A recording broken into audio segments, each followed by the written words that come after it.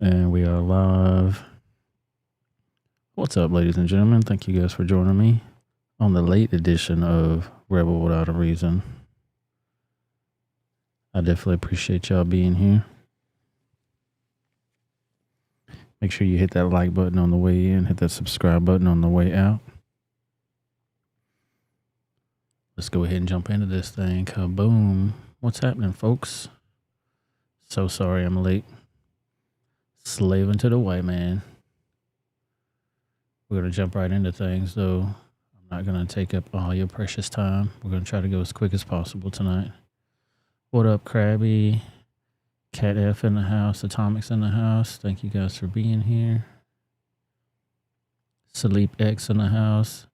The Fonz. Yeah, man. Late edition. The late show. Oh, shit. Let's jump in, though. Let's jump in like we're going to go deep sea diving.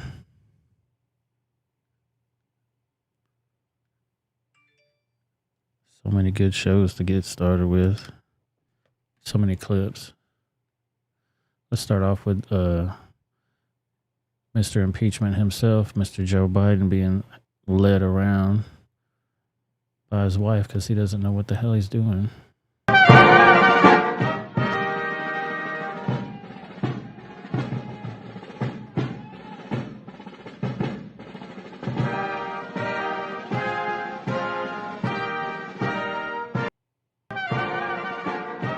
Look, Jill's got to go over here and try to get them separated, but he's like, I ain't letting this old man's hand go for nothing.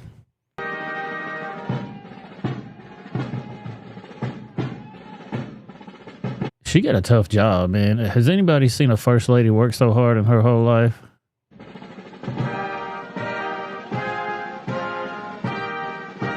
I know everybody liked old Jacqueline Kennedy Onassis back in the day, but you got to give it up for this woman. She's working hard out there.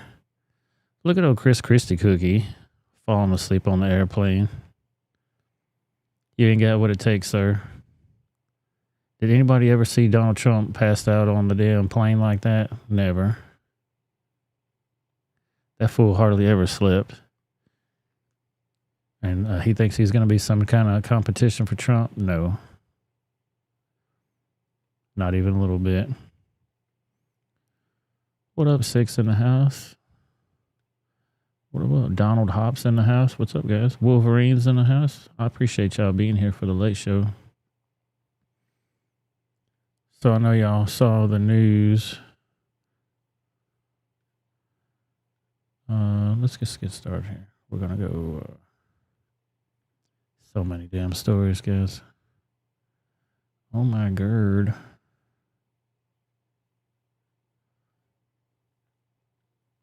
Yeah, let's go from back to front on this. Back to the front.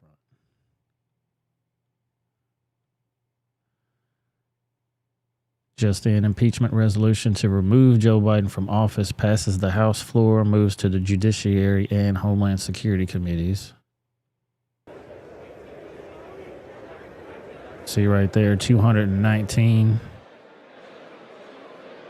voted for it. On this vote, the yeas are 219, the nays are 208. The resolution is adopted. Without objection, the motion reconsidered is laid on the table. Hell yeah. So 219 Republicans said yes. 208 Democratic demons said no. They want more Joe Biden in there. So what's happening, folks? One piece at a time. One step at a time.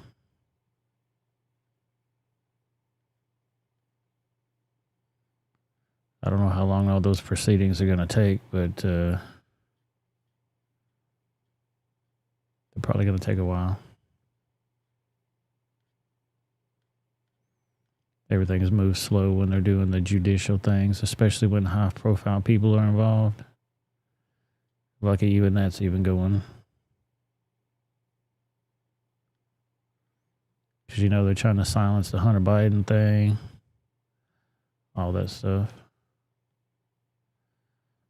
Let's do the submarine implosion. We talked about that on Tuesday. I knew that was going to be a thing, and that is exactly what ended up happening. Let's watch this.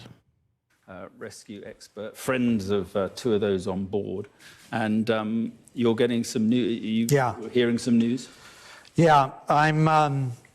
There's a WhatsApp group between ourselves and the Explorers Club that we've all been connected to as soon as this happened, and our president is directly connected to the ships that are out there, and the message that they're telling me, if you're talking about debris, it was a landing frame and a rear cover from the submersible. So again, this is a very unconventional submarine. That rear cover is that pointy end of it. Yeah. And the landing frame is this little frame that it seems to sit on, and that's how it gets docked into the landing bit. Right. So that confirms it's the submersible. Rescue expert, friends of two of those on board. So this guy was one of the friends of two of the people on board, and he got a WhatsApp message live during this Sky News interview that he was having with this gentleman about his friends. They're straight up. That's it. They were done already.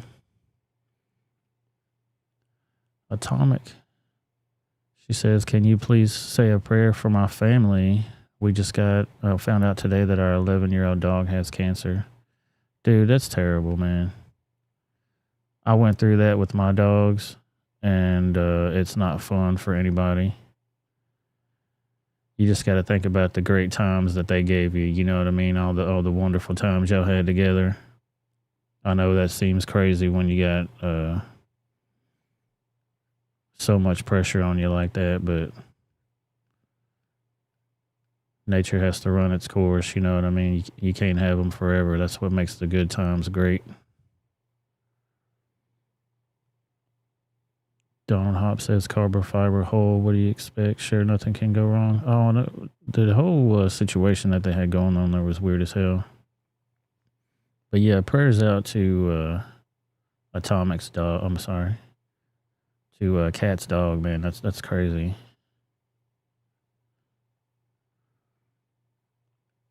I hope he or she gets better.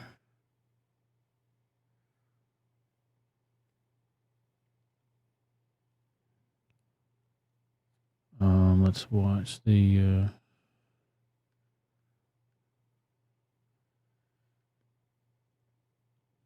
yeah, here was a guy that actually was going to go on the sub. I do want to get to some of the other big stories. But he pulled out on it because it was some weird now from situation. Fox. Take a look at your screen there. The latest on the search for that missing submersible carrying 5 people to the wreckage of the Titanic. That search now passing the critical 96-hour mark when breathable air could have run out. Chris Brown, a modern-day explorer, had put down his deposit but wound up dropping out of that trip. Chris joins us now live to talk more about that. Thank you so much for taking the time to be here. Good morning. Good morning. So first off, what has been going through your mind over the past several days as you have watched all of this kind of play out? The only thing that's going through my mind is hope that they can rescue these guys. It's 5. We need to rescue them, and then as much for the family and friends of those who are trapped. It's possibly harder for them because they just have no comprehension of what it's like to be in that situation, and they just don't know. It must be horrible.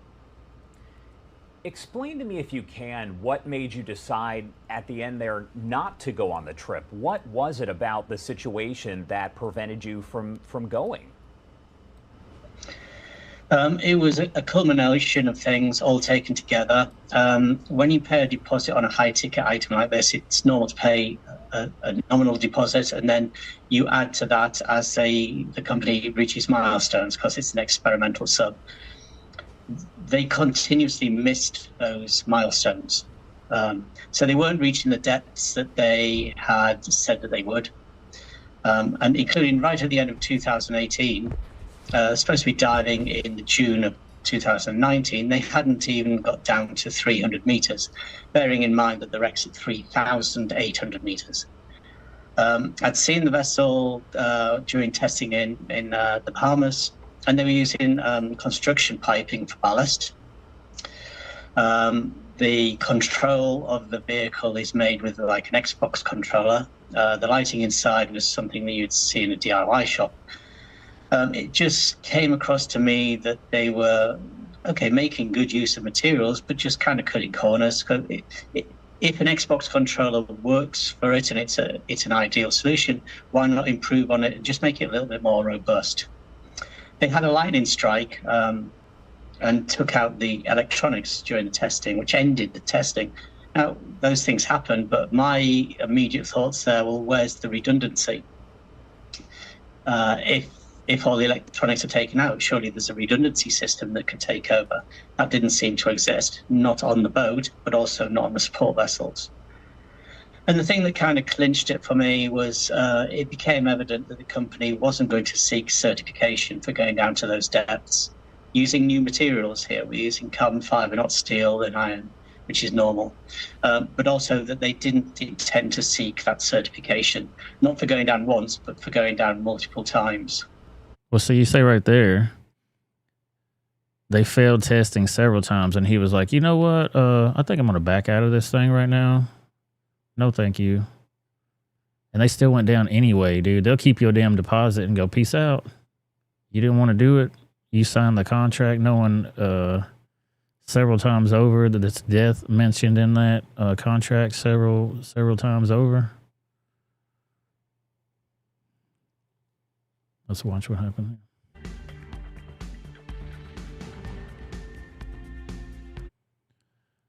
Yeah, this was earlier today. Let me see if I can get to the actual press conference that they had.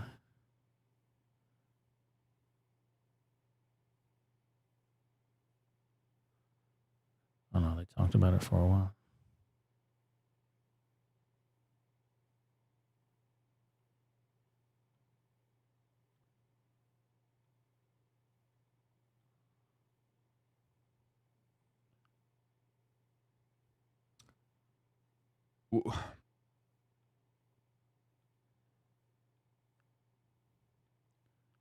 Sorry about that. I don't have the clip queued up there.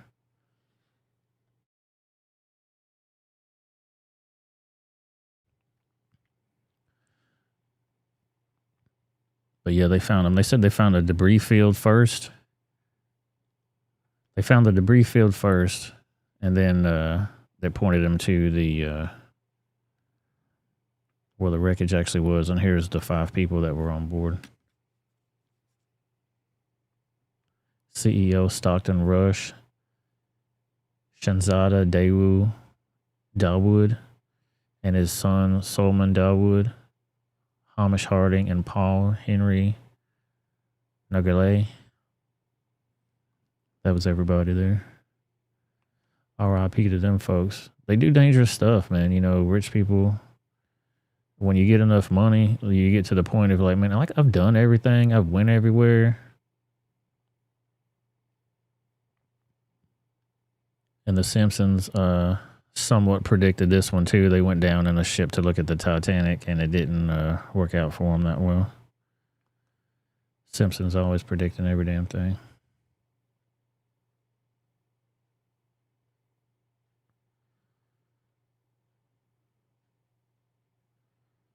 Give me 1 second. And allegedly, how many more pictures are we going to see of this damn submarine? Allegedly, top secret U.S. Navy acoustic detection system first picked up on the Titan submersible implosion just hours after the sub began its mission on Sunday. Officials involved told the Wall Street Journal. Almost immediately after the sub lost communication with its mothership, the Navy began listening in. Shortly thereafter, the U.S. system detected that what it suspected was the sound of the implosion near the debris site, which was discovered on Thursday. So they knew about this on Sunday. And why didn't they tell everybody on Sunday what's happening? I'm going to show you. I am gonna show ya, show ya. Ow.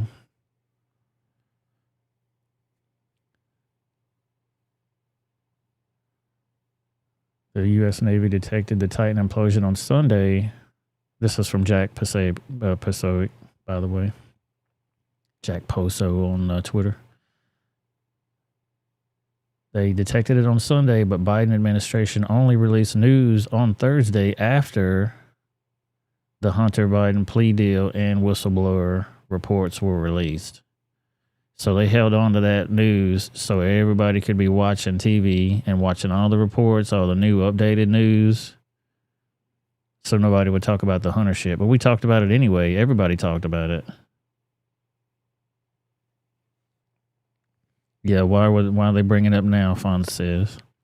Thought there was some banging being heard. Yeah, I think that was some bullshit. I think it was distraction. Yeah, you're exactly right, Krabby. Shout out to Peter over there on Rumble.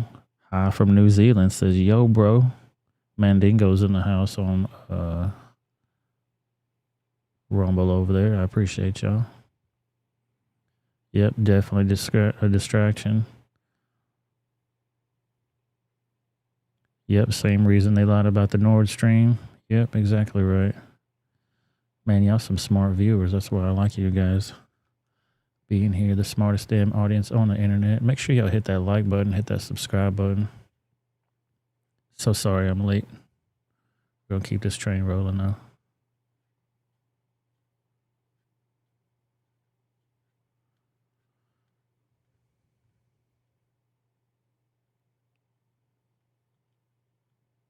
Speaking of Joe Biden, he's still getting memed to hell and back over here. Here's a little mashup from C3P memes over there, one of the best out there. This month I celebrated my day 365 of womanhood, and Bud Light sent me possibly the best gift ever, a can with my face on it. Check out my Instagram story to see how you can enjoy March Madness with Bud Light and maybe win some money too. Love ya. Cheers. Go team. Whatever team you love, I love too. Okay. Love ya. Okay. Break a leg. Dude, how they do that shit, man? How they do that shit? Yeah, the dam too. Yeah, they did the dam also. I broke the dam. All that shit's related, you know what I mean? All related. Since we're not going to do a Rumble exclusive show tonight, it's getting kind of late, so we're going to try to combine the two as softly as possible. This dude tries to play GTA 5 with the police officer and finds out in real life it ain't no video game. Put that up there. I'll put my warning up there just in case, too. We come across some graphic content. This video is graphic content.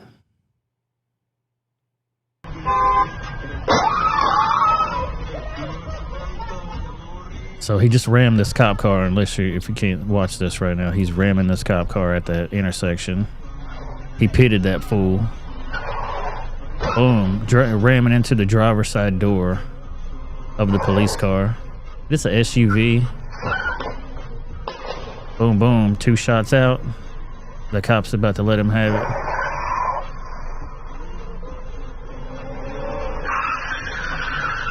Boom. Now it's real. He done got him already. Watch this SUV just going in reverse. He's still letting him have it. And who knows if there are other occupants in that car? I don't know, but dude, you go ramming a police vehicle, that's attempted murder. They're going to give you several chances, but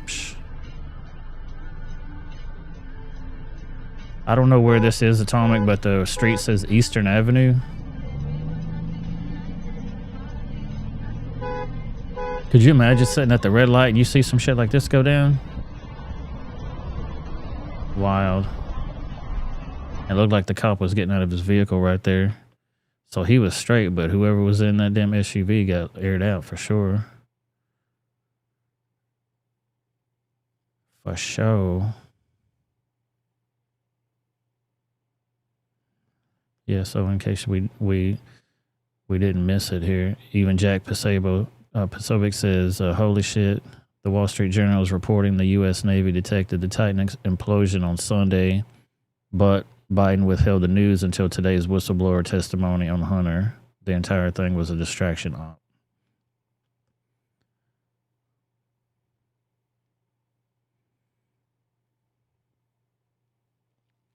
Palm tree in the background. Yeah, that's a good eye. So probably California, maybe. Florida, maybe. I mean, people want to know why Joe Biden is going to be impeached. This is part of the shit right here. The CCP is infiltrated the United States, and I try to tell people that, but they don't listen. Bombshell report, accusations emerged that the Chinese Communist Party is receiving internal help infiltrating the United States vulnerabilities. Blatant act of war and treason from the inside. Nicole Sy has the receipts. Blinken's visit to Beijing, media reports coming out accusing CCP of building a spy operation in Cuba. And guess what? The White House National Security spokesperson John Kirby and Pentagon spokesperson denied it. They said they were not aware of it. But days later, they changed the narrative. And they say, oh, you know what? This is not a news story. This has been going on for years. But what has the American government do to stop the CCP's military expansion? Nothing. I mean, they spent so much money on a phony investigation going after President Trump and going after Moscow. I mean, this is how we're losing this country. I mean, the CCP is at the doorstep inside the DOJ. They're everywhere. All right, so the whistleblowers are coming out. We're getting some indication that whistleblowers are willing to step forward.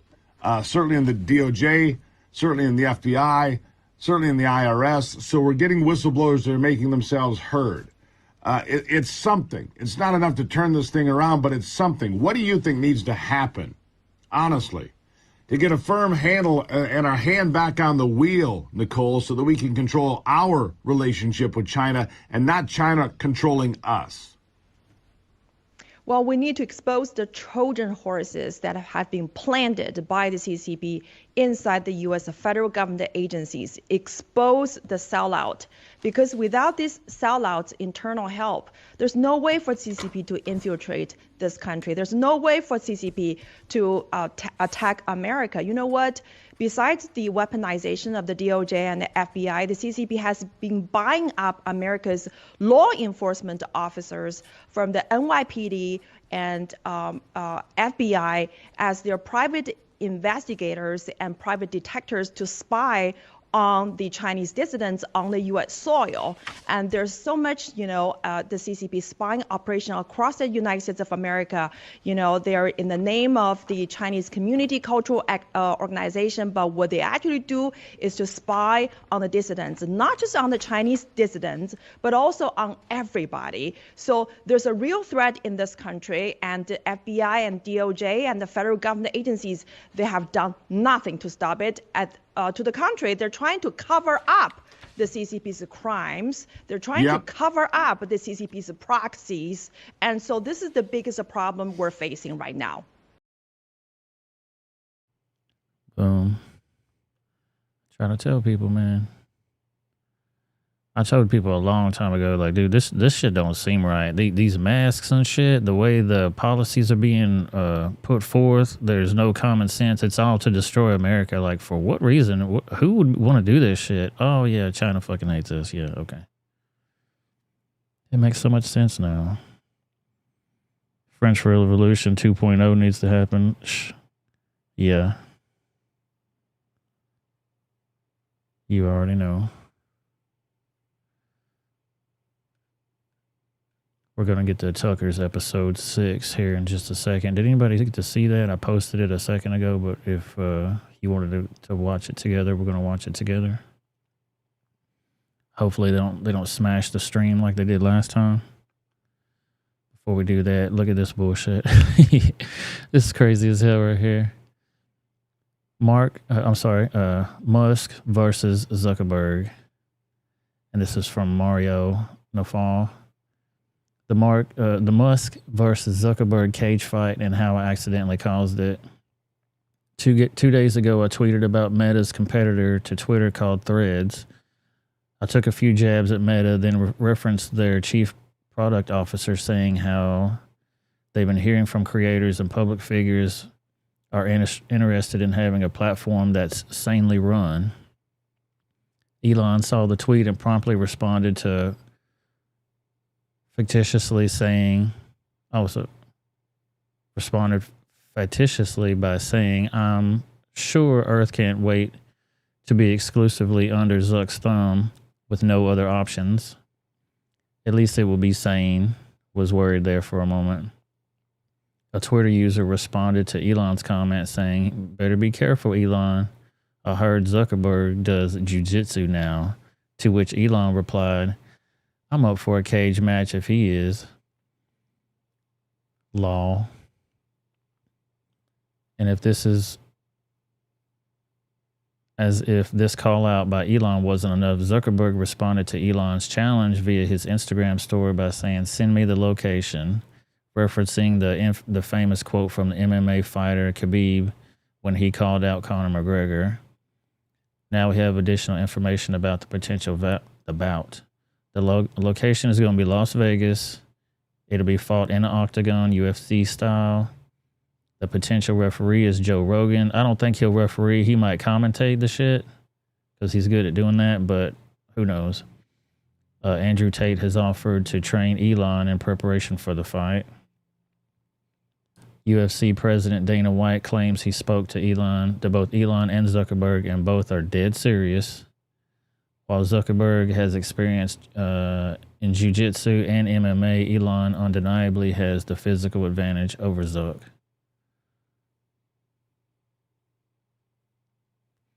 What do you think? Elon Musk versus Zuckerberg, who wins? So we don't know when that's going to happen yet, but I would love to see Mark Zuckerberg get his ass beat.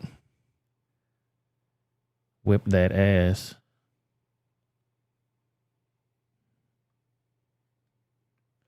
Kick his ass, Seabass.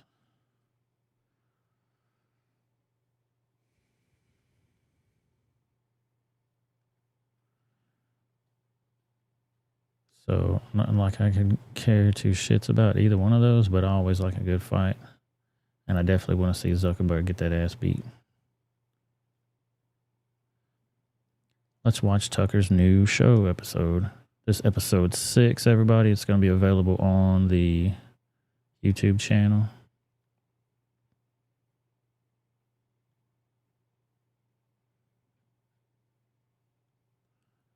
Let's watch this one. Hey, it's Tucker Carlson. There's never been a candidate for president the media hated more than Robert F. Kennedy Jr. You thought that title belonged to Donald Trump. Of course it must, but go check the coverage.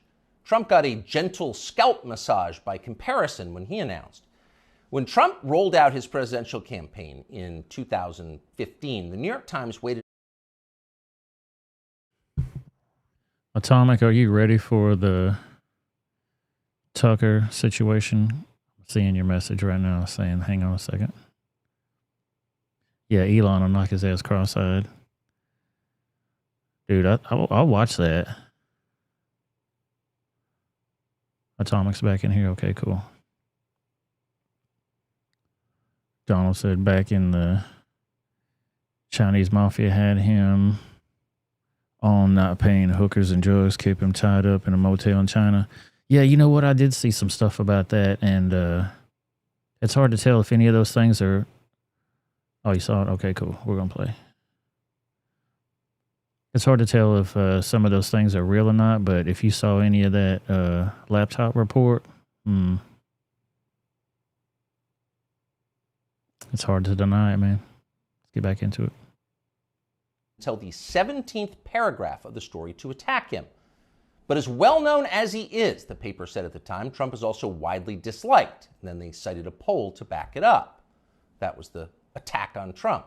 8 years later, the Times attacked Bobby Kennedy in the very first sentence of the story. Quote, Robert F. Kennedy Jr., the paper declared, announced a presidential campaign on Wednesday built on relitigating COVID-19 shutdowns and shaking Americans' faith in science. Shaking Americans' faith in science. Imagine if you were an ordinary New York Times subscriber reading that over coffee in your pre-war rent-controlled duplex on Columbus Avenue. You'd think Bobby Kennedy just declared war on the Enlightenment. My fellow Americans, I have come to shake your faith in science. Join me as I drag our nation back to the medieval period. You'd be appalled. CBS News viewers likely were appalled. In its coverage of Kennedy's announcement, CBS denounced the candidate's views as, quote, misleading and dangerous. The LA Times called him a threat to democracy. At the offices of National Public Radio in Washington, a full-blown Category 5 hysteria typhoon broke out. NPR devoted an entire segment to savaging Kennedy, not just as a candidate, but as a human being. NPR described him as someone who, for his own perverse reasons, has made, quote, debunked and false and misleading claims that undermine trust in vaccines, and who, in his spare time, provides moral support to crazed extremists who, quote, rally under the banner of what they call liberty or freedom. People magazine didn't even bother to report a single word of anything Kennedy said at his announcement, and instead wrote an entire story about how his relatives hate him. Kennedy's younger sister, Carrie, the magazine reported solemnly, does not approve of Bobby Jr.'s harmful views. His harmful views! Bobby Kennedy's thoughts alone are evil enough to hurt people. That's been the tone of the media coverage around Bobby Kennedy Jr. for the past 18 years, since July of 2005. That's the moment that Kennedy published a magazine article suggesting there might be a link between the rise in diagnosed autism cases and the ever-expanding schedule of mandatory childhood vaccines. The day that story was published, Kennedy's reporting was considered so solid that two outlets ran it simultaneously, Rolling Stone and Salon.com. Unfortunately, neither one of them understood what they were up against. The pharma lobby rolled out the most ferocious public relations campaign in memory, and both publications swiftly caved. Both pulled the story and then disavowed it, groveling as they did. No one in the national media bothered to explain why autism diagnoses had skyrocketed. If it wasn't the vaccines, and maybe it wasn't, then what was it? To this day, there has not been a convincing explanation. Instead, reporters just attack Bobby Kennedy. They've called him a lunatic and a Nazi. Instagram shut down his account. YouTube just last week pulled down a perfectly reasonable interview he did with Jordan Peterson, citing unspecified misinformation, and so on. Kennedy became the most censored famous person in the United States. At this point, most Americans have heard a lot more about Bobby Kennedy Jr. than they've heard from him. He doesn't get many offers to speak from big platforms. But last week, Joe Rogan gave him one. Here's some of what he said. Why do 5 of my 7 kids have allergies? You know, and of course, we know why. Because aluminum adjuvants give you allergies. They're designed to make you, to create a hyperimmune response to foreign particles.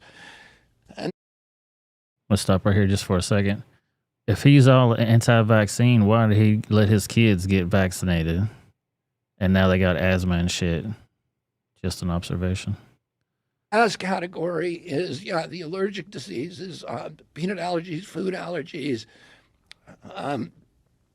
eczema, which I never knew anybody with eczema when I was a kid. I never, asthma, I knew people with asthma, but it wasn't 1 in every 4 black kids like it is today. So, all of those things. Now, we went from 6% of American having chronic disease. By 1986, we're starting to have the vaccines, and we got and 11.8% of kids now, so it's doubled. Why do 5 of my 7 children have allergies? Now, we don't know the answer, of course, but it's an interesting question. In fact, it's an important question that deserves an adult answer, not that you should hold your breath waiting to get one. Bobby Kennedy asks a lot of questions like that. He notices things. Kennedy pays attention to the world around him, and he wonders why it's changing. He's an outdoorsman, a falconer, and a fly fisherman. He's interested in how nature works. He's curious. Not so long ago, these qualities were considered essential to the practice of science. All scientific discovery comes from observation, empiricism, patient watching.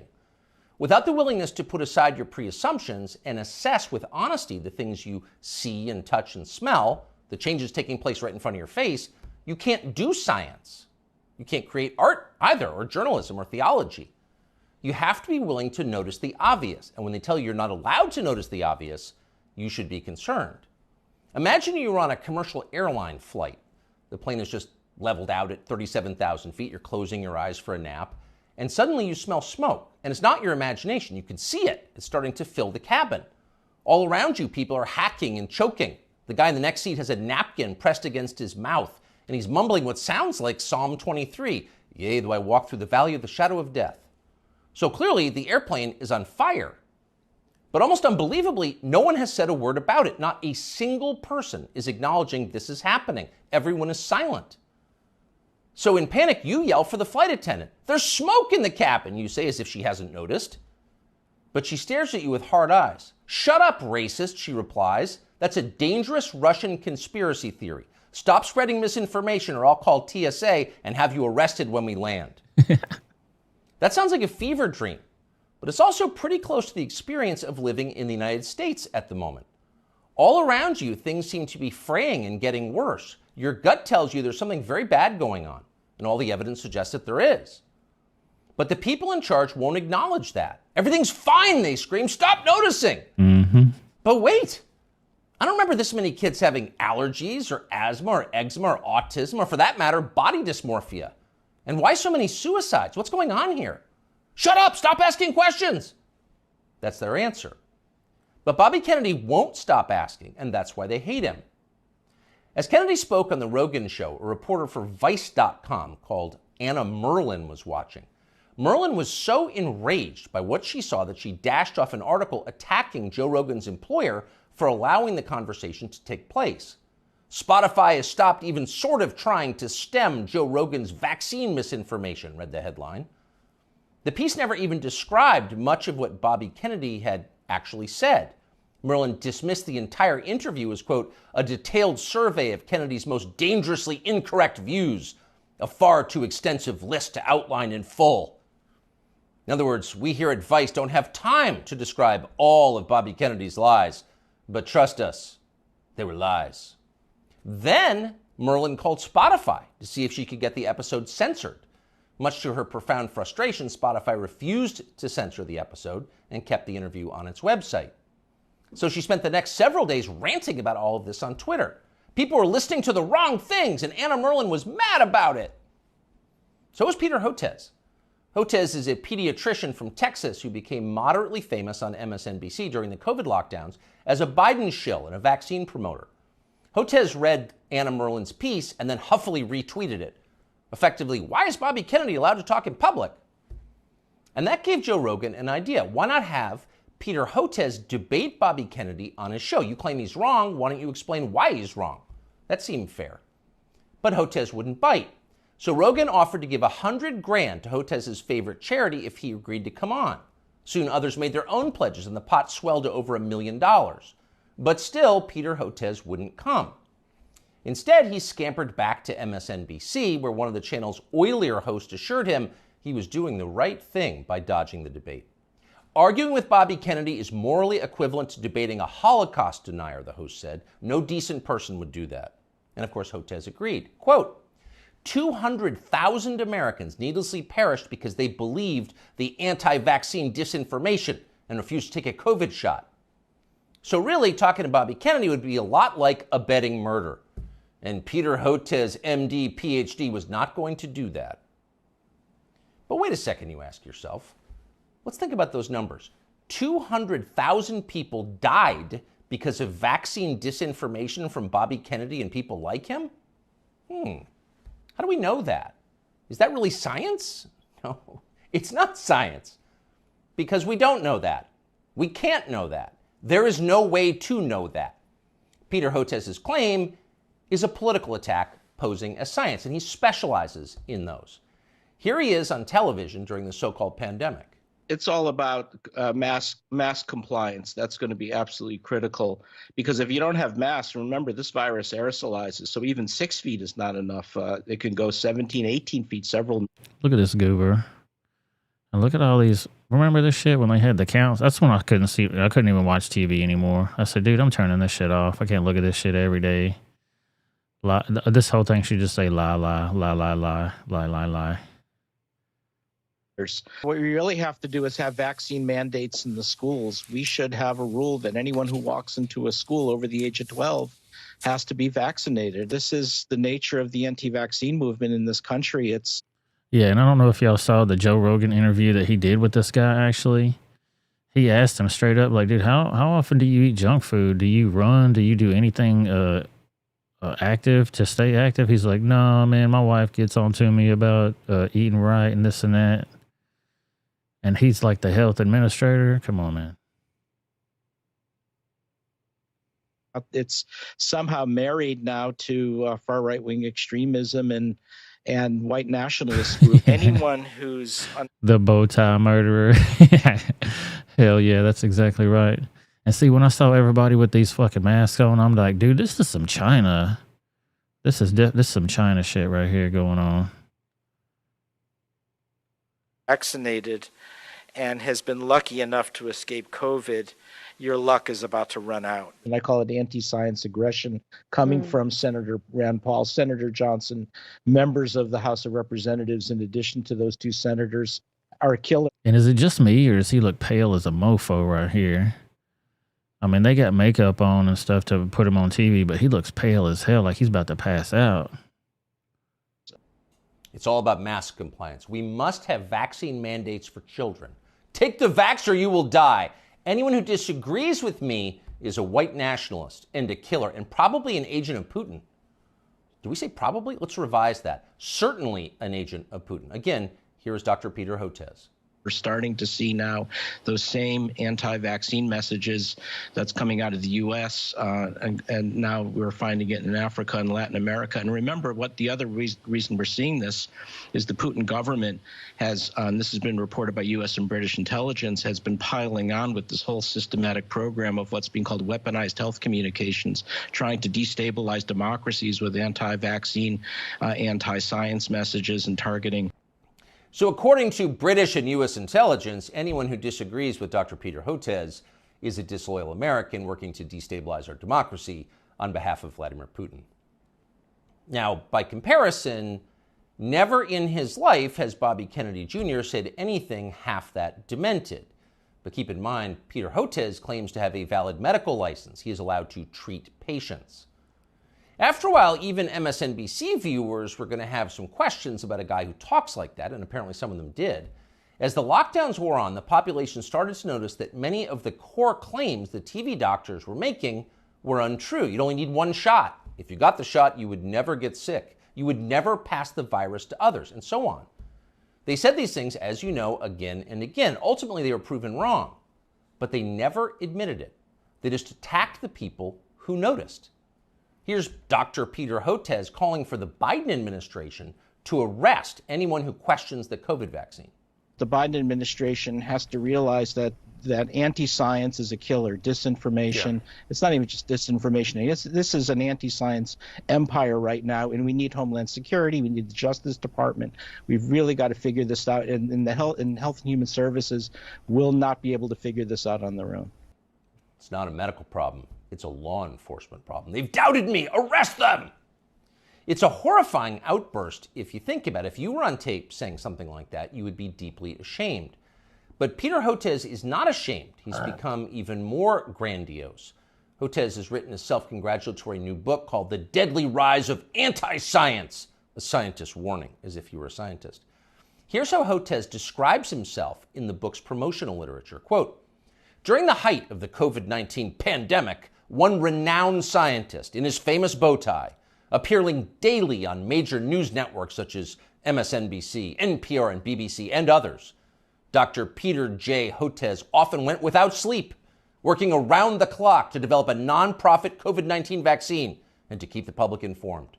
During that time, he was one of the most trusted voices on the pandemic and was even nominated for a Nobel Peace Prize for his selfless work. He also became one of the main targets of anti-science rhetoric that gained traction through conservative news media. End quote, though we could go on. So here you have a renowned scientist, selfless, trusted, going without sleep, self-denying, persecuted by extremists for daring to tell the truth. The Albert Schweitzer of cable news.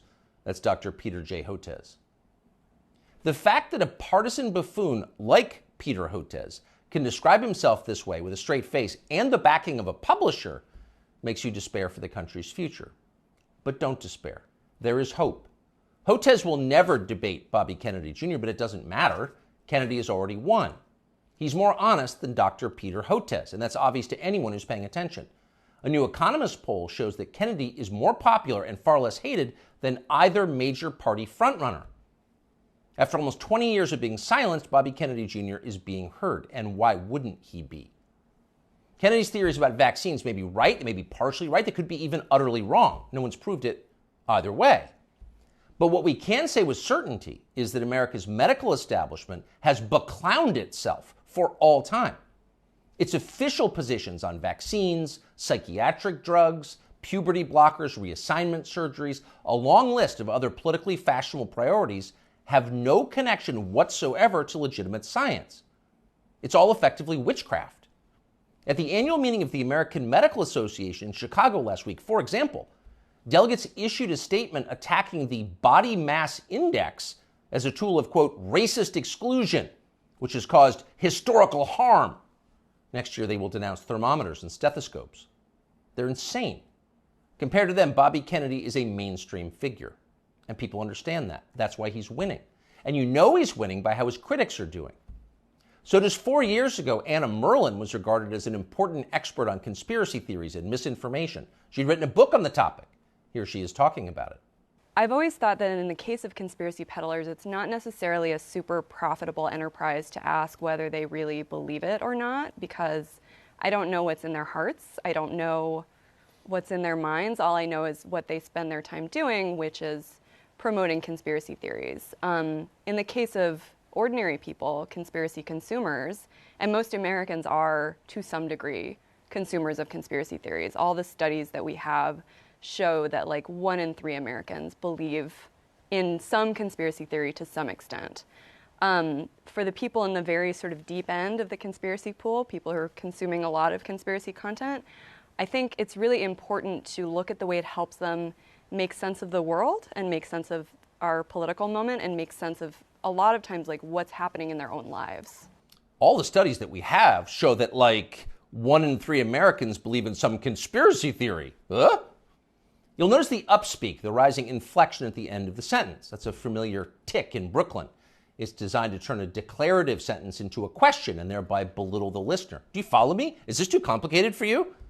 So the lady in the nose ring wants you to know she's smart, but she's not. When Merlan recorded that interview, Vice, where she now works, was valued at more than $5 billion. Genius investors like James Murdoch were showering the company with money. Everyone wanted in on the future of media, which was uptalkers like Anna Merlan lecturing you about racism and misinformation. But that has changed. Last month, Vice filed for bankruptcy. Anna Merlan is still on Twitter screeching about how her critics are transphobic, but nobody cares. Nobody wants to hear from Anna Merlan anymore. The gatekeepers are transparently ridiculous. Everyone can see that. People have started to notice.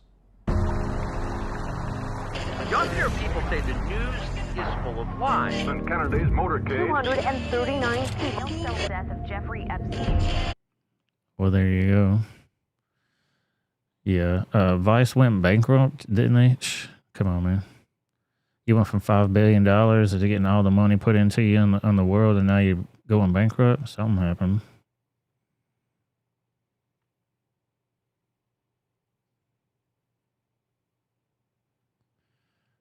Sonia said I had to come back just a moment to comment. Did that scientist say they want the DOJ to get involved to control anti-vaxxers? Yeah, they all pushed it. They want them to take care of y'all. Y'all a bunch of conspiracy theorists. Something has to be done. Fuck out of here. Bunch of weirdos. Yeah, I'm sure he did sleep like a baby too.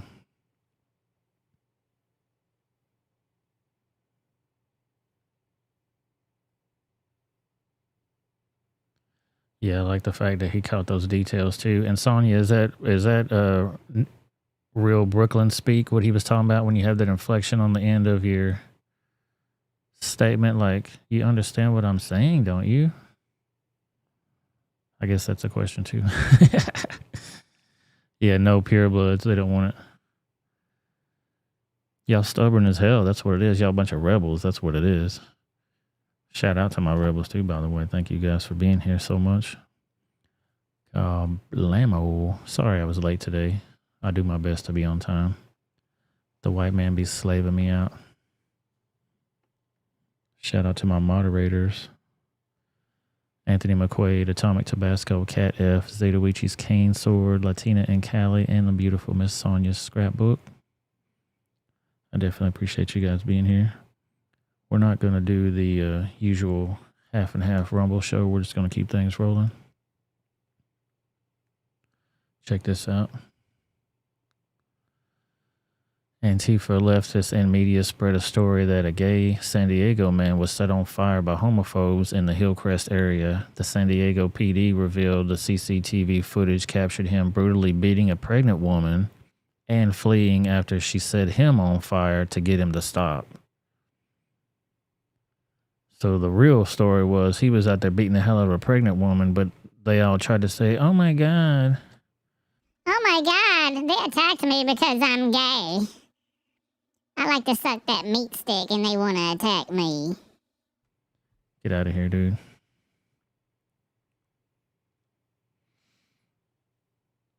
They always lie. Lie, lie, lie, lie, lie. Oh, I got something for these lying motherfuckers right now. Always lying about some shit, always.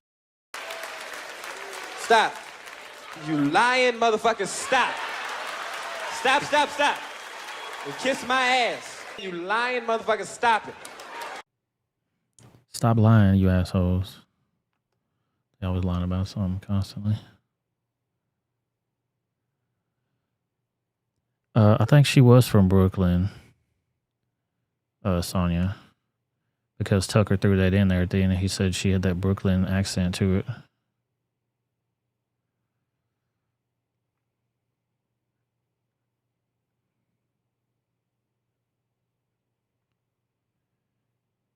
That lady looked crazy. Who was she? I'm sorry, I'm lost.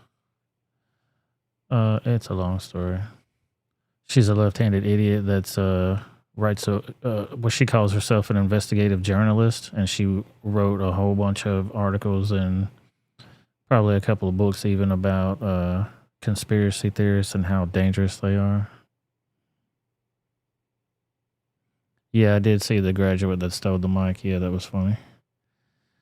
Just more entitled people doing dumb shit. I definitely want to hire her to work for my company after that outburst. Here's an update to the Janae story, Janae Edmondson story. The Smyrna athlete who lost her legs in a crash is suing the city of St. Louis. The Smyrna athlete who lost her legs in a crash from that stupid guy. Shoot, what the heck was that fool's name? Daniel, something Daniels. Can't remember off the top of my head. The name escapes me. But she was hit by a car by him while walking with her family, and he ended up cutting her legs off. She still got the volleyball scholarship and all that, thank God, but she's going to get that money now because she's going to sue those fools. And I say they get a pretty good case, too, because they could also say that Kim Gardner had a lot to do that, and she was so terrible at her job, letting crime run rampant, that they kicked her out of her position. You got to get a good lawyer in there to make people see your side of the case. Check out this local trash right here, Fonz. First Lady Jill Biden to visit and celebrate the Pride Parade in Nashville on this Saturday. I'm thinking about going down there, but we've seen enough man ass. I don't think we need to see any more.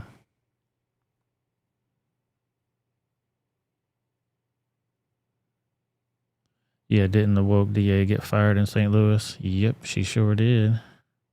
And a lot of people left her office because she was so terrible. Now they're getting their jobs back. We did a story about that a couple weeks back. Yeah, I call that shit Saint Genet. St. Louis, my ass. It's called Saint Genet now, bitch. I own this whole motherfucker. Dumb. Here's some more Biden corruption that they don't want to tell you about. Joe Biden was in the room when Hunter demanded cash from China. Let's zoom in on this text message right here. It says, I'm sitting here with my father, and we would like to understand why the commitment made was not being fulfilled. Tell the director that I would like to resolve this now before it gets out of hand. And now means tonight. And Z, if I get a call from or text from anyone involved in this other than you, Z Hang or Zhang, or chairman, I will make certain that between the man sitting next to me and every person he knows and my ability to forever hold a grudge, that you will regret not following my direction. I'm sitting here waiting for the call with my father. I mean, let's be fair. We know what propaganda looks like when we see it. How more obvious can you be? It's got Hunter Biden's picture on it. It's got it with his daddy on there. I'm sitting here with my father several times. I mean, I want these motherfuckers to go down as much as anybody else, but does that look like a legitimate message to y'all, or does that look like some propaganda shit? I don't know. And I believe it, believe me. You know what I mean? Like, I know they're corrupt as hell. They got enough factual facts on them. Or is he just that stupid? I mean, he's smoking crack and telling the lady on the interview that he smoked more Parmesan cheese out of a carpet than anybody else that she knows. And she's looking at him kind of like, what the fuck? How did I get myself into this?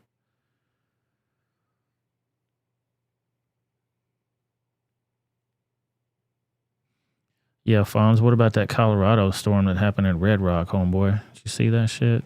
That was crazy. Also, the tickets on sale now for the Sound of Freedom that begins in theaters on July the 4th, based on the true story of a former U.S. government agent who quits his job to devote his life to rescuing children. Let's watch this trailer. This is the one that Devin was telling us about last couple weeks or so.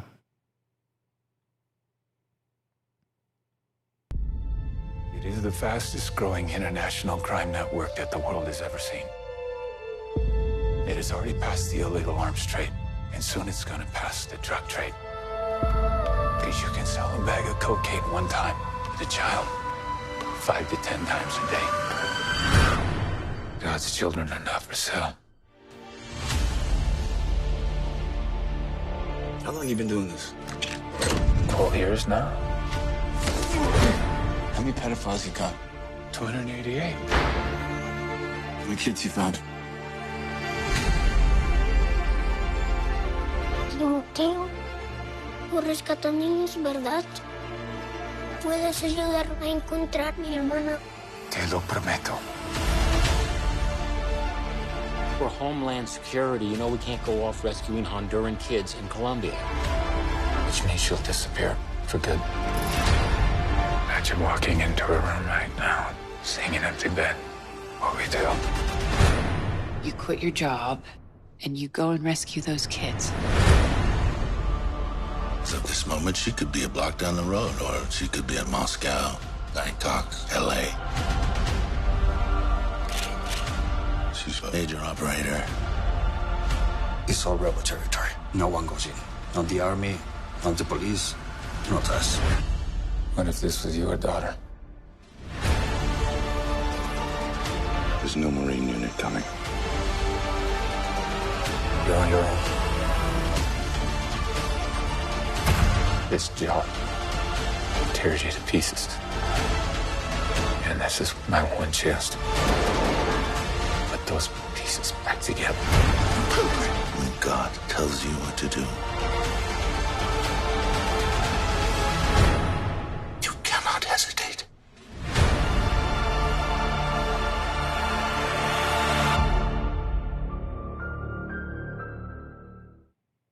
Hell yeah, that shit looks good, man.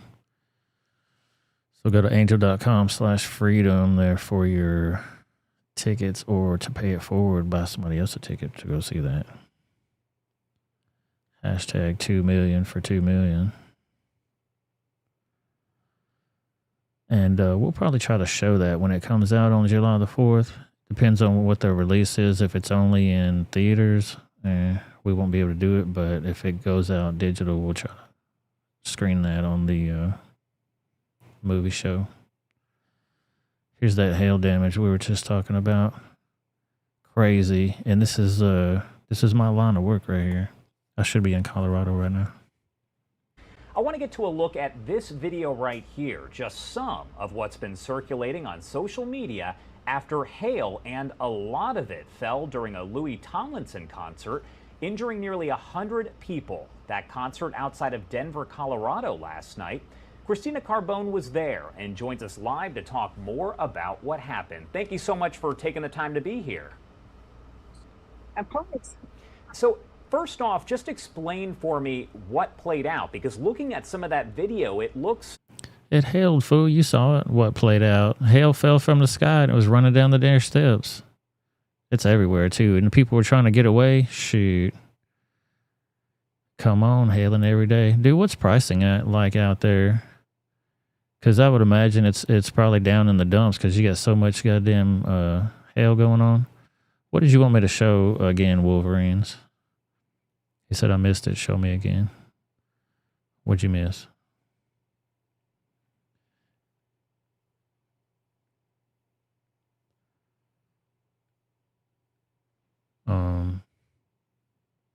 And is any of that shit fixable?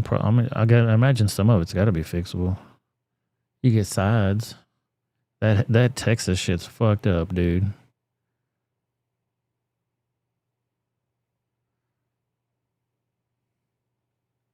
I worked on some of that Waco stuff the other day. It's bad. It was bad. All right, so remember the story played for y'all the other day? I think it might have been last week or last Thursday before. The Amazon guy had the doorbell ring. It gave an automated response to the driver. The driver thought that the dude was saying some racist stuff. He contacted his bosses at Amazon, and they said, you know what? We don't deal with racists. Shut his whole house down. They shut down his accounts. They shut down everything, so he couldn't work any of his automated lights. Nothing in the house worked because it was all connected to Amazon. Well, after that dude made that story, his account got shut down now. So the reporter of the story of the shit getting shut down, now his shit got shut down. You can't make this up, man. Watch this. Hey everybody, how's it going? I hope you're having a lovely day. 2 weeks ago I went over the fact that Amazon accused a customer of racism because a delivery driver claimed that he heard something racist from a robotic doorbell that was saying, "Excuse me, how can I help you?" I saw all the proof of this and I knew that it was a real story. On this channel I often go over a concept called right to repair, where we talk about how many companies are making devices less fixable over time, requiring that you either buy new ones or rely on the manufacturer for service. And as time has gone on, this channel has evolved to discussing every single area of technology and society where you have less freedom and sovereignty as more companies ask you to put more control in their hands. So having a system in your house that can be turned off by Amazon if an employee of the company claims that your doorbell has said something racist to them is of interest to myself and my audience, who I tend to suggest do not install these types of restrictive products into their homes. Within days of doing this video, Amazon appeared on a major mainstream news outlet and said that this was a case and they are working with the customer. This is sadly a real story. And it's very interesting what I just got in my email inbox today, because after about 7.5 years or so in the Amazon affiliate program, I got an email canceling myself. Your application does not qualify for the Amazon Associates program. Hello, Ross whatever. We've finished reviewing your application to the Amazon Associates program. Unfortunately, your application did not meet our program requirements. As a result, we have rejected your temporarily approved account. Please note that if you've configured the store ID to run globally, we have closed your store ID in all those countries as well. Why? The violations include the following. While reviewing your account, we noticed traffic coming to Amazon from other sites or social media handles that are not currently included in your associate's account. But the one that I thought was more interesting was the second one. We have found that the purchases resulting from special links on your site are in violation of the operating agreement, as they have been for personal use or made by your friends, relatives, employees, contractors, or business relations. Please do refer to our operating agreement for more details. So the first thing to go over here is that I've had this account open since approximately 2016. The way this works is that if people click the links that are in my video descriptions and they actually buy something, I earn a kickback for it. So it used to be back in the day in 2014, I would nonstop get questions from people on the tools that I used. And since I would tell people what tools I used, it started to get kind of annoying that I was constantly replying to people that were asking the same question. In 2015, I did a 1-hour-long video saying the tools I use and why I bought them. So you knew exactly what jumper wire I used, exactly what multimeter, exactly what hot air station.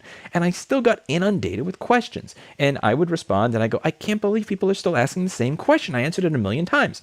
And my weekend receptionist at the store started laughing at me, and I asked why she was laughing. And she said, you realize instead of getting mad at your computer screen, you could create an affiliate account and link them to it, and every single time they buy something, you earn money. So instead of seeing it as an annoyance, you could actually earn money from this. And I'm like, you're right. I am a moron. And I registered an affiliate account with Amazon, and I filled up my video description links with my preferred soldering iron tips, microscopes, soldering supplies, and all the things that I use to do my repairs so that if people want to try and repeat my results, they know exactly what it is that I'm using. This account has been open since 2016. And from 2016, I have never heard a peep from Amazon about me doing anything improper. To be clear, the reason that I was using Amazon affiliate links instead of trying to sell these things myself is because I actually did try to have a supply business back in the day, and from 2010 to 2014, and that failed. I tried to compete with large sellers on eBay and Amazon on price. That completely and utterly crashed and burned. I learned my lesson. Don't try to compete with Amazon. When selling these things, they will literally destroy you. So I had Amazon affiliate links to many of these items. Now, I just find this really strange that I've had the same links in the same videos in the same manner for almost 7 years now, about 7 years, because I set that thing up in 2016.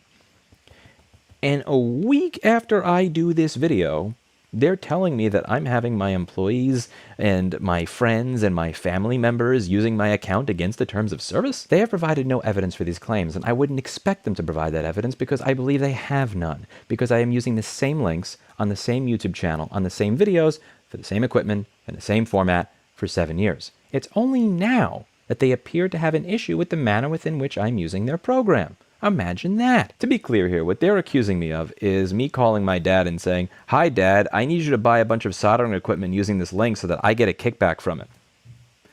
This account makes me a few $100s a month. Like, I pay more money than that for business class internet. I pay probably... Okay, so you get the gist of the story there. I'm not going to play the whole video. You can go watch that on his YouTube channel.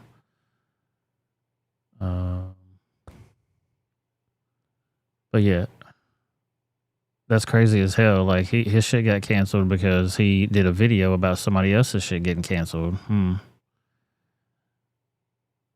Crazy.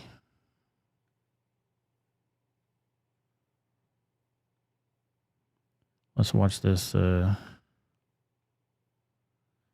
video of this detective. They try to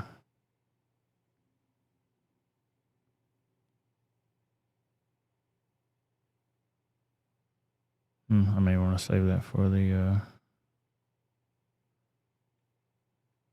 exclusive Rumble show next time.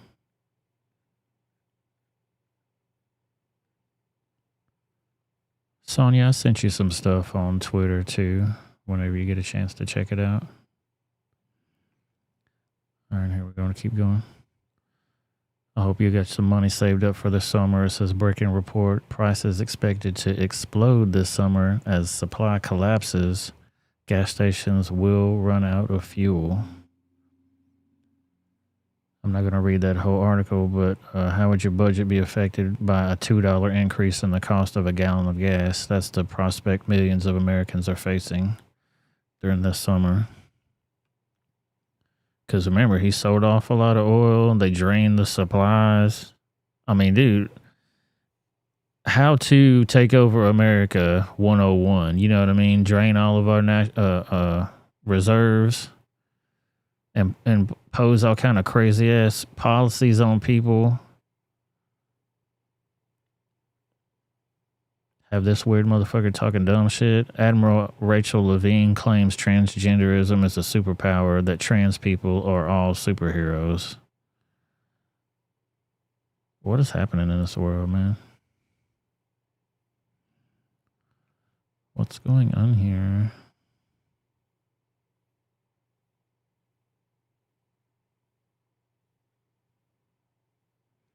Oh, yeah, here's the big story of the evening right here.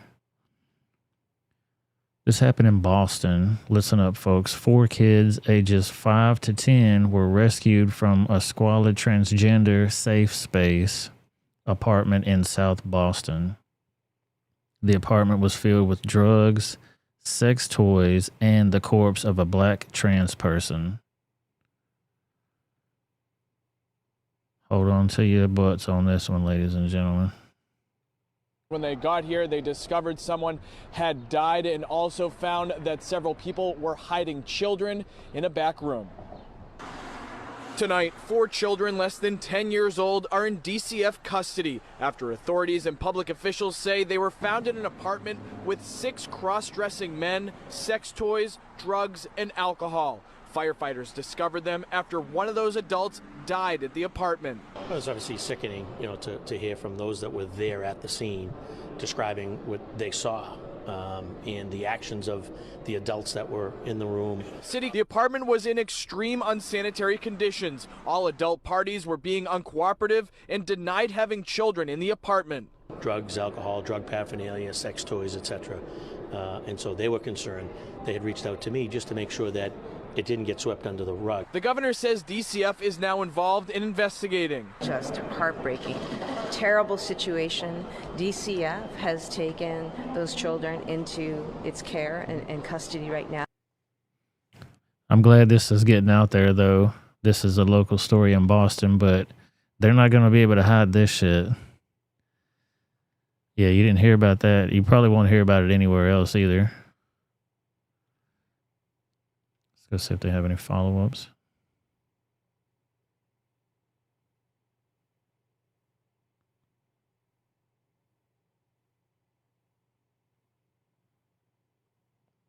Let's go see. The Daily Mail had one. Says it's unclear what the relationship is between the adults and the children found in the apartments, and no arrests have been made as of Wednesday.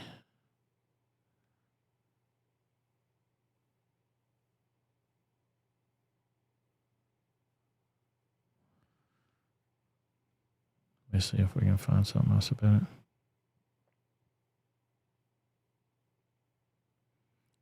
Yeah, make it national news, Fonzie. Tweet this shit out to everybody. Share this stream out with everybody.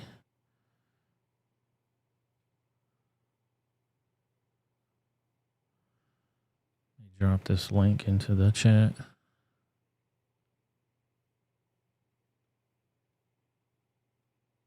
Yeah, it looked like Meryl Streep, didn't it? There's the link for the article that I'm about to read. I'll post it over on Rumble too. Make sure y'all hit that like button, hit that subscribe button. And if you're liking all this news I'm bringing to y'all, I appreciate y'all for being here.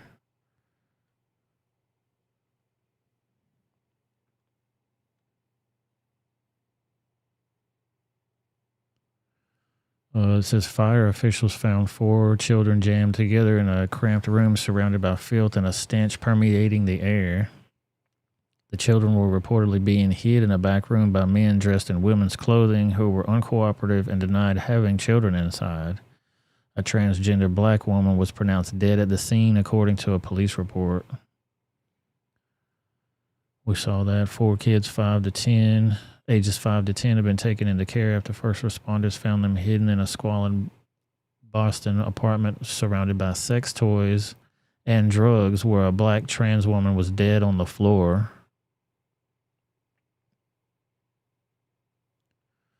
Emergency services found the unidentified woman's body, and after unconscious person report was made at 11 a.m. So they called the paramedics for the unconscious trans woman person man thing on Saturday morning. They reportedly found 6 adults who appeared to be dressed appeared to be men dressed as women inside who were uncooperative and denied having children in the home. The children were found jammed together.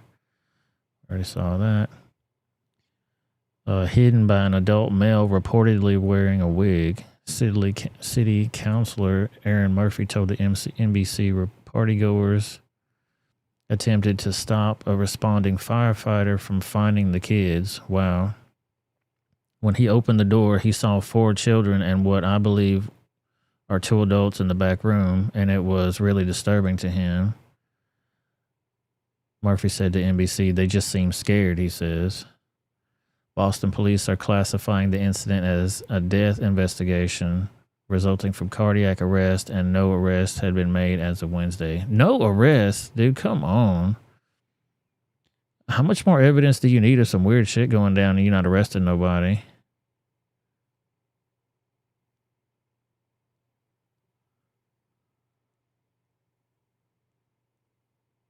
So I guess that was the doorway there.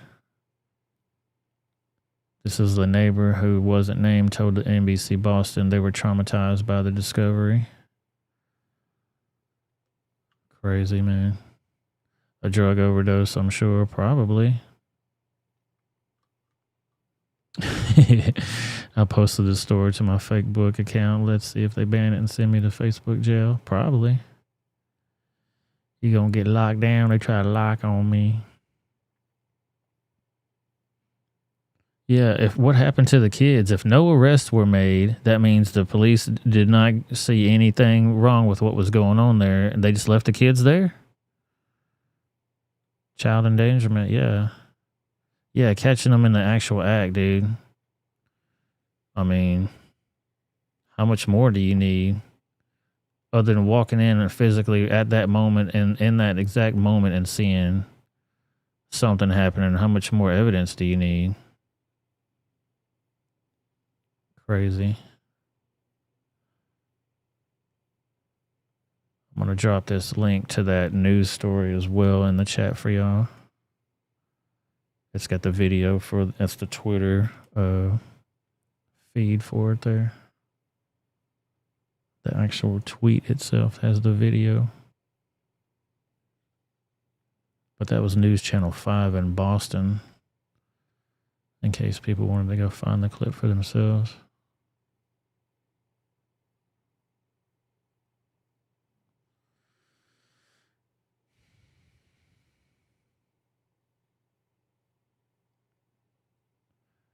Let's keep this thing going. Breaking, according to the FBI whistleblower, DOJ have been delaying an interview and intervening in Hunter Biden's investigation. The Biden's DOJ tipped off Hunter Biden about a search of his storage unit and wouldn't allow a search of Biden's guest house. The FBI has also gave sensitive intel to Biden's lawyers and refused to prosecute Hunter even after a request by a U.S. attorney. If that would be you and me, we'd be in fucking prison right now. Let's watch this clip.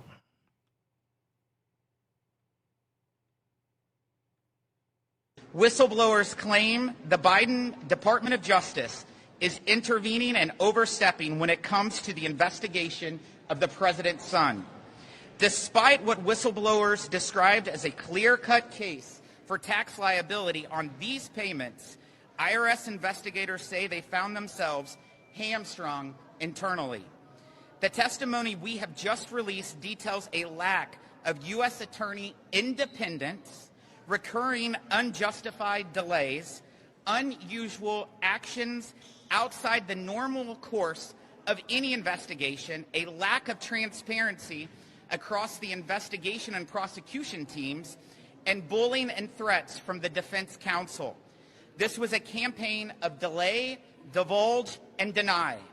Whistleblowers say reoccurring unjustified delays pervaded the investigation, including an authenticating a WhatsApp message in which Hunter Biden demands payment from Chinese officials, noting that his father is in the room.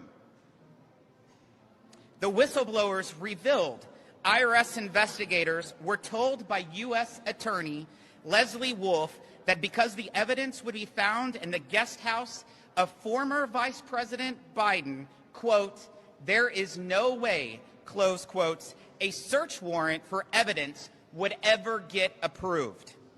IRS whistleblowers told this committee that crucial information about the investigation was divulged to Hunter Biden's attorneys. For example, even an investigators had probable cause to search a Northern Virginia storage unit in which Hunter Biden had stored files.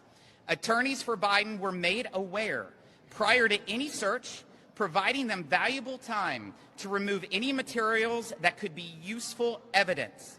Few Americans qualify for such soft glove treatment from federal investigators.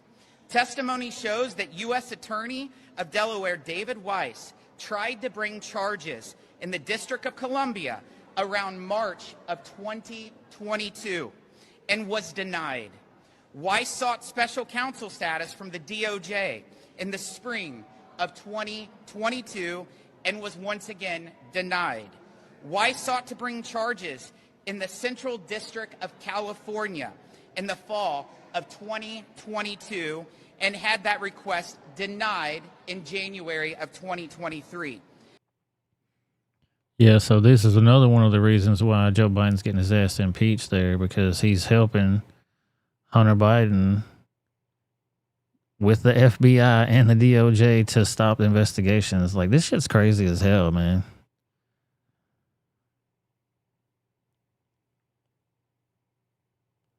About as crazy as these people sound when they ask them if men and women are the same. Watch this. Ms. Robinson, do you agree with Ms. Gaines that there's a difference between women and men? If the question is about trans women, I'm just asking, is there a difference between women and men? what I can say here is that the NCAA has rules in place. They've had rules in place for the last decade, and when this competition Okay, I'm happened, going to try again. the rules were clear. Do you believe there's a difference between women and men? It's a yes/no question. Do you believe there's a difference? Oh, I think that we're talking about this case with the NCAA. No, I'm asking a question. Do you believe there's a difference between women and men? Most people could answer this very simply. I'm curious if you're willing to do so. Oh, absolutely. I'm just putting it into the context of the conversation that we're having. I think that there are definitions related to sex. Is that a yes? So I'm trying to get a yes or no. I'm not trying to get a speech. Is there a difference between women and men? I think that there are definitions for biological sex. Okay, so you're not answering that. Let me ask you this question then. Why do women's sports exist? If you can't define a difference between women and men, why not abolish women's sports and just tell little girls to swim with little boys and see who wins? Oh, I'm simply saying that that sex is different than gender. Why and I do believe that women's sports have a great exist? value. I mean, Senator, I'll tell you right now. Ms. Robinson, please answer the question I'm asking you. Absolutely. Why do women's sports exist? I think that there are so many positive benefits to sports. But why have a separate category for women? If there's no difference between women and men, why to have women's sports? I'm saying that there's a difference between sex and gender, and that the NCAA has rules in place, which they have for the last decade. Mr. Chairman, I would like to enter into the record an article from Duke Law called Comparing Athletic Performances for the Best Elite Women to Boys and Men.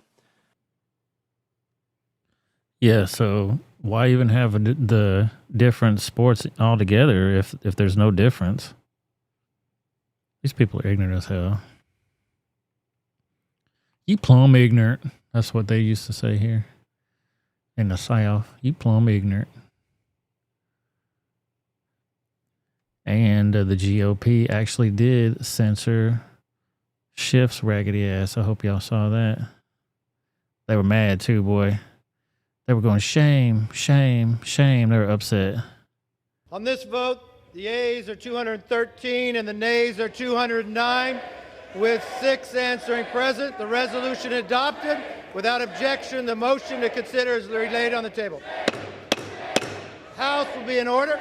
Will Representative Schiff present himself in the well? Bring your ass up here, you piece of shit liar.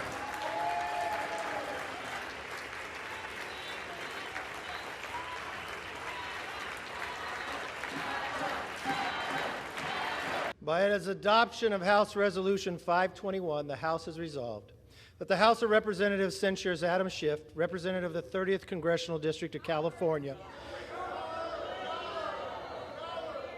Boo, they're booing him. He just kept starting over. He's like, I got all night. I have all night. Hell yeah, boy. Oh, stupid shifty Schiff. And he gave his little speech up there too, crying like a little hoe. Everybody had his back though. It was funny. Yeah, old purple hair was up there dancing for him, being stupid.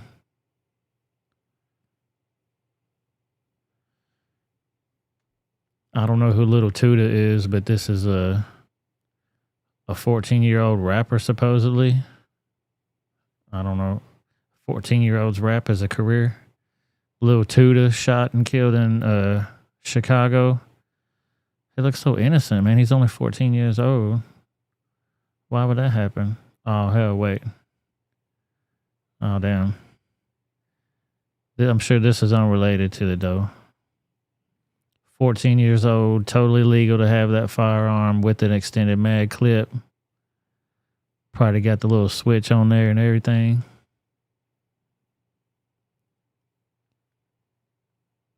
Unrelated, I'm sure. Unrelated.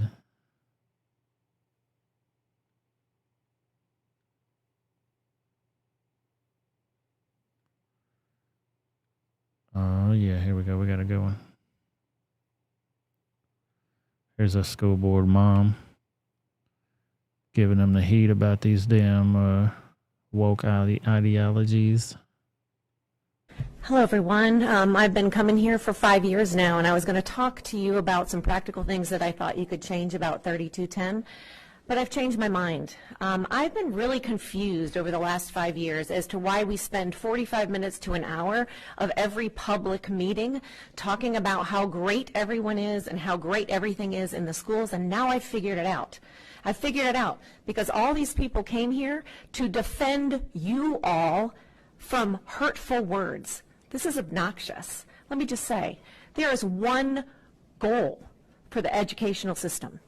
It should be to prepare children to enter careers to be productive members of society. It is not a counseling session. It is not a self-help area. It is not somewhere to find yourself, and we should not be led by the children, for goodness sake. The children are called dependents for a reason. They depend on us who have fully developed brains. You cannot feel your way through life. The issues that we are talking about, we are bringing you statistics. We are talking about scholastics. We are talking about funding. We are talking about busing. We are talking about trying to figure out how to make our children be as successful as possible. And I am sure that that is your goal.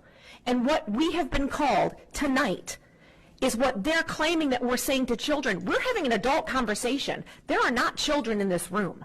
We aren't going into the schools and calling them names. They call us Marxists and hateful and bigots and everything else under the sun. Well, let me tell you, less than 5% of the entire population of North Carolina identifies as LGBTQ. You guys all claim you want democracy. Well, you know what democracy is? It's the majority plus one.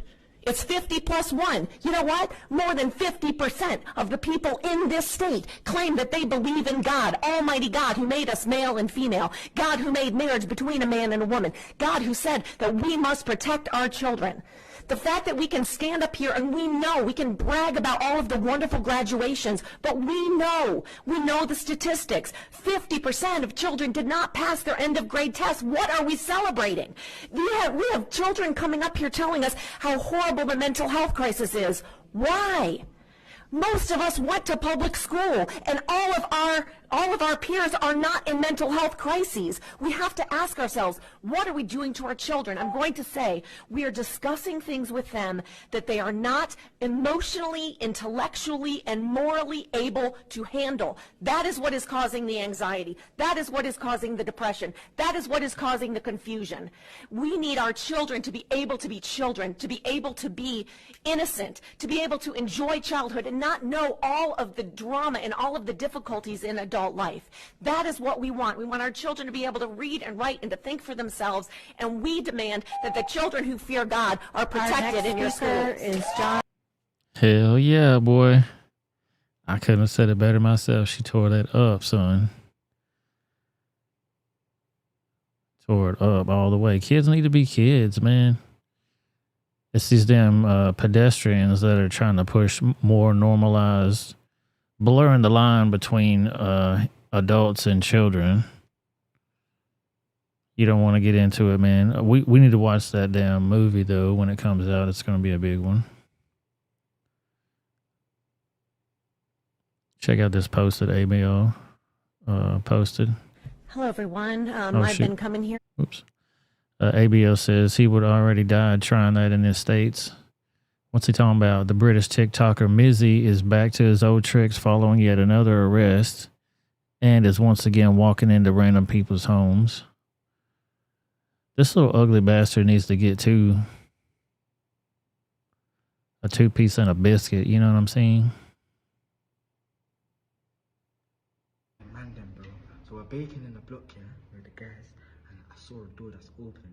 And I know I went prison for this, and I know it's spooky. I know this guy's gonna say no, yeah, but bro, you have to do it. Bro. Chill out. Bro, walking into random. Bro, I already told you. Bro, walking into random fixing up, bro. Bro, walking into random houses, bro. Come on, bro, one more time for the memes, for the band, for the guys, bro. We outside movement. One more time. So they're saying one more time, let's go. Ugly as hell, gonna run into some random house. There's the door open. Why would you have your door open? If you live in a building with other people, it looks like a hotel, but I'm sure that's just how some of these apartment buildings are. One of the biggest punishments I think would be excellent would be to take these phones away from these little bastards. Because if they have no social media, they have no communication with the outside world, they wouldn't be doing none of this shit. Everybody's got a phone. Everybody's recording everything. Everybody's getting posted everywhere. If they didn't have access to doing any of that shit, it'd be over. Oh, don't want to give them jail time. Don't give them jail time then. Just take those devices away. Do it just like they do those child predators. You're not allowed to have a device ever. You're not allowed to ever be on the internet ever again. You're not allowed to ever have a cell phone ever again.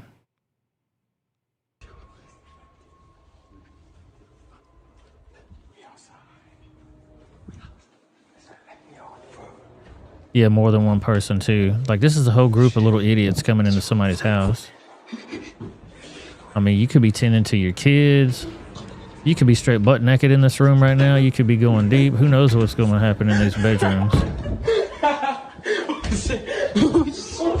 And the people are chilling out on the balcony. See the dog come out there? Let's watch again. They're all chilling on the balcony.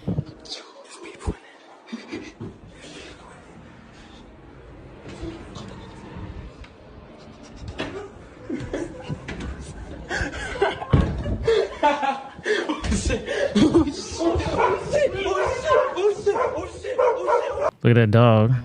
I wonder what the dog did to him when he got to him finally. Shit, try that shit in my house. Your ass will be ate up, son. Ate up.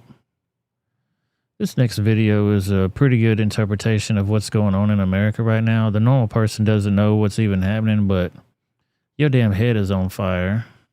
I ain't playing that damn music. Like, she's right here at the stove, bending down, doing something, and it catches her hair on fire. And she has no idea. Everybody just going on about their day, totally oblivious.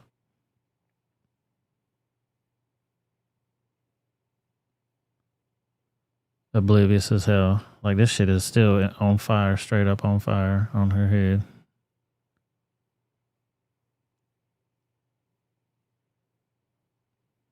Oblivious. Like, what's going on? It feels kind of hot in here right now. These taxes, whew. This inflation, these gas prices, whew, I don't know. These masks. It's got me feeling a certain way. I don't know what's going on here. Huh? I don't. Oh shit. Oh, it's CCP. It's China. Oh hell. Oh hell no. It's China. They invaded our shit. Knocked down all our statues. Changed the laws. Turned our fucking country up on its head. You don't realize it till you got 3rd-degree burns on your fucking head.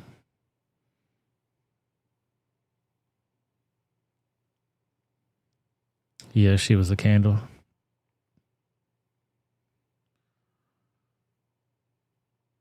Yeah, don't you think you'd smell that burnt ass hair? Like even hotness, the stank. She was in her own world. She had to get that meat done. She had meatloaf in the oven trying to get shit done. We have so many more stories to do, but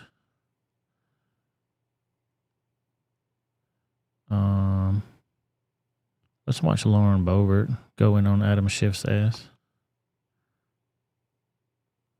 Lauren Boebert. Gentlewoman's recognized. Thank you, Mr. Speaker, and thank you to my colleague Anna Paulina Luna for leading on this very important issue. Yeah, see, they voted, even those rhinos voted to not censure Adam Schiff. Remember, we talked about that last week, and I was pissed. I thought they were going to let it go, but Anna Paulina Luna would not let it go. You want to get them Latinas fired up, dude? They will not let it go. Let's get it, young lady. Adam Schiff is a complete disgrace to our nation and to our Constitution. He put the American people through 4 years of an endless impeachment hoax that he knew from the beginning was a lie. He represents the worst of permanent Washington, using his position of trust to lie to the American people. He received intelligence briefings that other members and the public did not have access to. And he used this position of trust to lie and to advance his own partisan agenda.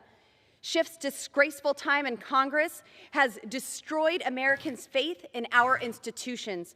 Today, I am proud to stand with my colleague and friend from Florida, Anna Paulina Luna, to try and undo some of the damage that Adam Schiff has done by finally holding this crook accountable.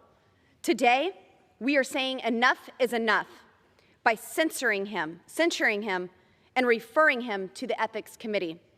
I told the American people that he had proof that the Trump campaign asking the Russians for help in a conspiracy. That was a lie. He claimed that he was not working with anonymous informants during the impeachment hoax. That was a lie. Everyone with common sense knew that Adam Schiff was lying all along, including the Director of National Intelligence, Obama's former Attorney General, the FBI Deputy Director, and more. But Adam Schiff doubled down on his big lie, claiming he had a smoking gun, proof of a conspiracy. But the only conspiracy going on was his conspiracy to defraud the American people by taking down their duly elected president. I yield 4 minutes to Representative Boebert. Gentlewoman's recognized. When Adam Schiff got caught lying, he did what all liars do and tried to cover the truth even more. He even used his taxpayer-funded staff to ask Twitter to censor journalists fact-checking his lies. But Adam Schiff won't get out of this one by calling in a favor. Today, we are holding him accountable and censuring him for his lies to the American people. To restore the trustworthiness of the House of Representatives, every member should vote to censure Adam Schiff so that we can speak with one voice to assure the American people that these lies will not be tolerated. I urge every one of my colleagues with good and decent intentions to vote for this resolution. If Adam Schiff has a shred of human decency left, he would resign from Congress in disgrace. His tombstone should read of his failed career in Congress and should be one word: liar. I yield back. Gentlewoman reserved. Oh shit, she got into his ass, son. Got into his ass. Nobody gives a hell about Geraldo, but his ass got fired. He got fired from the 5. I'm not sure what he said. Oh, he got torpedoed over the tweet about Trump. Let's see what happened there. Nobody gives a damn about Geraldo, but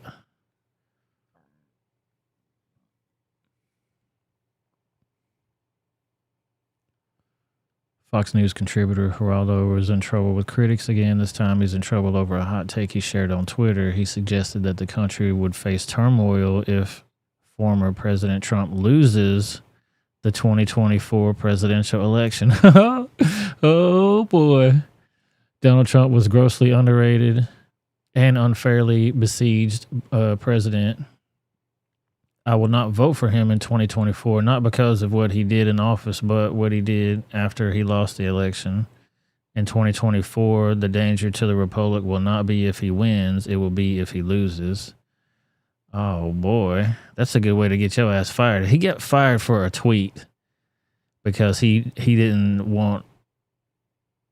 He's saying it'll be in trouble if Trump loses. Crazy. Yep, that is some of the best news. Atomic. Not only because he got fired, but live by the woke sword, die by the woke sword. You know what I mean? They will cancel your ass in a quickness. The key to any of that is just to never be on. You know what I mean? You can't cancel somebody that was never on and don't give a fuck. Here's some more of that hell. This is it was beating the hell out of people. Watch this shit.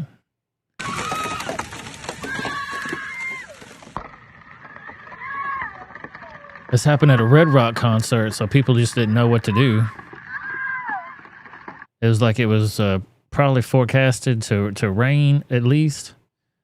People had a risk. I know they had some type of a known risk out there. You don't watch the weather before you go see an outdoor concert.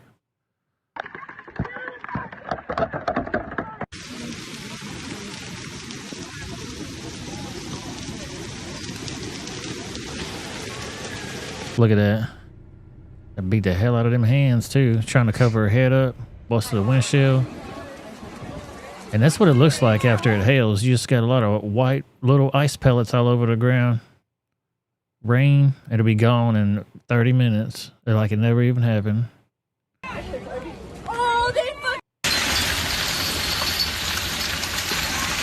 Coming down, son. Look at that shit. Like a goddamn flood. That was crazy. Money, money, money, money.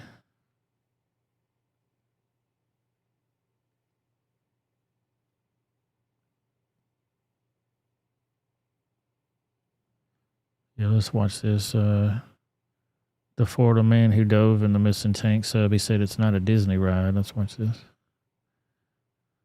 International search and rescue efforts are ongoing at this hour in the third day searching for the missing Titan submersible. But we know now this was on Sunday. They knew what had already happened. Trying to find. So his dive in 2021 also with some of the same people now missing, including OceanGate CEO Stockton Rush and British explorer Hamish Harding. For him, this was a run-of-the-mill adventure for him. He had done things way more extreme and way more incredible. Newman, who describes himself as an avid explorer, says pushing the limit is part of the appeal here. People want to go to space, people want to go to the ocean, people want to visit different areas that have rarely been seen by humans. I mean, this is not a Disney ride. This is a expedition that has a lot of risks involved, and we're seeing some of that now become a reality. The ride to the wreckage is a long and dark one. You're lucky if you even get the chance to stand up. It's really just staring out the window and watching the water fly by for hours, maybe taking a nap or listening to music until you get to the bottom. And it's those depths, he knows, make this search so difficult.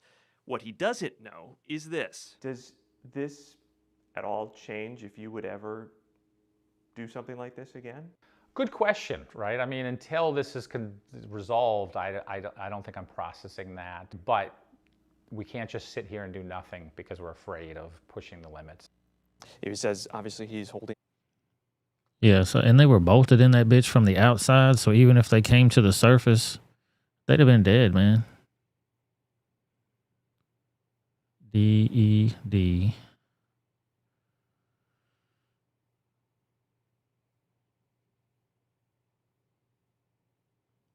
Yeah, forget it.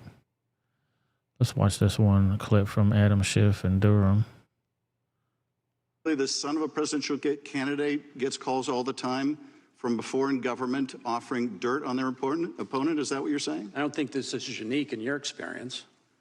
So you have other instances of the Russian government offering dirt. The son of a presidential Oh shit! Well, what's he got? What kind of dirt's he got on Schiff? The son of a presidential candidate gets calls all the time from foreign government offering dirt on their opponent. Is that what you're saying? I don't think this is unique in your experience. So you have other instances of the Russian government offering dirt. The son of a presidential I hope Adam Schiff gets what's coming to him. Man, that's gonna wrap it up for me tonight. I could stay here all night. We got so many more stories to go. I don't want to keep y'all though. One more. Look at this. The Fairfax County Police replaced all their shotguns with less than lethal options. So they're all rolling around with these less than lethal now. They took all their shotguns away. That was from the police department themselves. Like, why would you do that, dude? Why? That's going to wrap it up for me tonight. I definitely appreciate y'all so much. Thank you to my rebels. Kablamo. I definitely appreciate y'all being here. I'm going to try to be on time on Tuesday at 7 o'clock. You can catch me there. Follow me on Twitter at Rebelwithoutareason. Follow me on Instagram at that same handle. Follow me on Rumble. Follow me on YouTube. The Real Rebel Without a Reason. Shout out to my moderators. Anthony McQuaid, Atomic Tabasco, Cat F, Zeta Witch's Cane Sword, Latina and Cali, and the beautiful Miss Sonia's Scrapbook. Best damn co-host on the internets. Give me about 30 minutes. We're going to watch Hollywood Shuffle tonight on the movie channel. So, yeah, less than lethal. What do the criminals have? I think they still got the real shit, dude. In Nashville, they got a new program now, even where they let the psychiatrist or a person of that therapy type, mental therapist type situation ride with the cops instead of just straight officers going out there. I feel bad for them. They're gonna get a harsh reality check. Faux show. But thank you guys so much for being here. I definitely appreciate y'all. Make sure you hit that like button, hit that subscribe button. I'm gonna leave you with this one right here. Look at this shit. You think Trump is concerned about these fools getting hit from all sides from these idiots? He don't give a damn. I definitely appreciate y'all. Have a great evening, everybody. Peace out.